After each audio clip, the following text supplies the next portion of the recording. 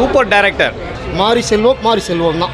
Climax ரொம்ப உணர்ச்சிகரமாக இருக்குது. கண்கலங்க வச்சுட்டாங்க. நல்ல படம். உணர்ச்சி இருக்குது. அட்டகாசமான சீன் எல்லாமே பரவாயில்லாம இருந்துச்சு. இந்த வருஷத்தோட சூப்பர் படம். அந்த படம் எல்லாருமே மஸ்ட் வாட்சபிள், எல்லாரும் பார்க்க வேண்டிய ஒரு படம். கிளைமேக்ஸ் தான் சூப்பர். கிளைமேக்ஸ் நல்லா இருந்துச்சு. கவலையா நம்மலாம் சாப்பாடுலாம் ஈஸியாக நினச்சிக்கிட்டு இருக்கோம். இவரை ரொம்ப பிடிச்சிருந்தாப்புல. பாரதிராஜா படம் பார்த்ததுக்கு அடுத்து இவர் படம் தான்.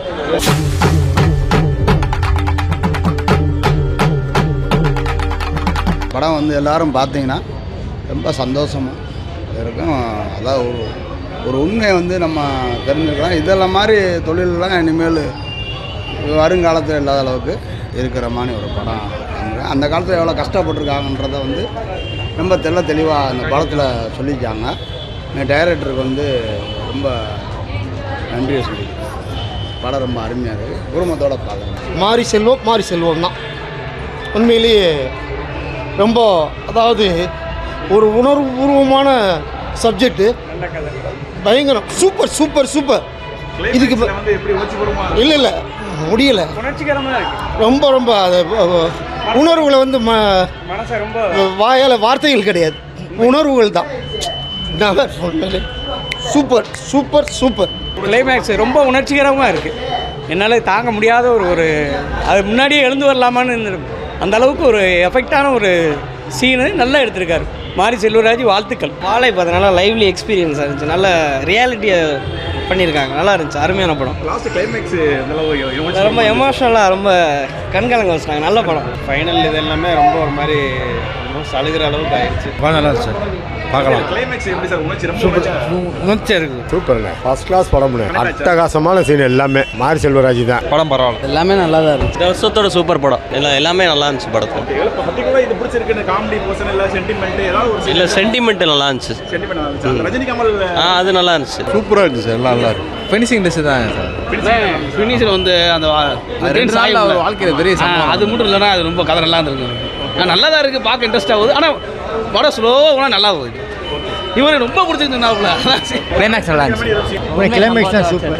கிளைமேக்ஸ் நல்லா இருந்துச்சு. கவலையா இருக்கு. நல்ல படம் தான். ஓகே, கிளைமேக்ஸ் எப்படி இருந்துச்சு? கிளைமேக்ஸ் தான் ரொம்ப கஷ்டம். வாழ்க்கை கதை நினைச்சா கொஞ்சம் இதாக இருக்கும். Super director. நல்ல டைரக்டர். அருமையான பாரதிராஜா படம் பார்த்ததுக்கு அடுத்து இவர் படம் தான். எல்லாரும் பார்க்க வேண்டிய படம். ரொம்ப சூப்பர். லான்ச் படம் என்ன பிடிச்சிருந்துச்சு படத்துல? எல்லாமே பிடிச்சிருந்துச்சு. இல்ல காமெடியா இருந்துச்சு, சென்டிமென்ட் காமெடியாக எல்லாமே எமோஷனலாக நல்லா இருந்துச்சு. கடைசி சீன் தான். சிவனேந்தன் இன்னொரு பையன் இருப்பானே, ரெண்டு பேரும் யார் பிடிச்சிருக்கு உனக்கு? சேகர். ஏடி கமல் ரசிகரா? இல்ல பார்க்கலாம். எல்லா சீனுமே நல்லா இருக்கு. இல்லை, நம்ம இங்கே வாழ்ந்தனால நமக்கு அங்கே தெரியாது நம்ம அங்கே எப்படி இருக்காங்கன்னா. ஆனால் இன்னமும் சில பேர் அப்படி தான் அங்கே இருந்துகிட்ருக்காங்க.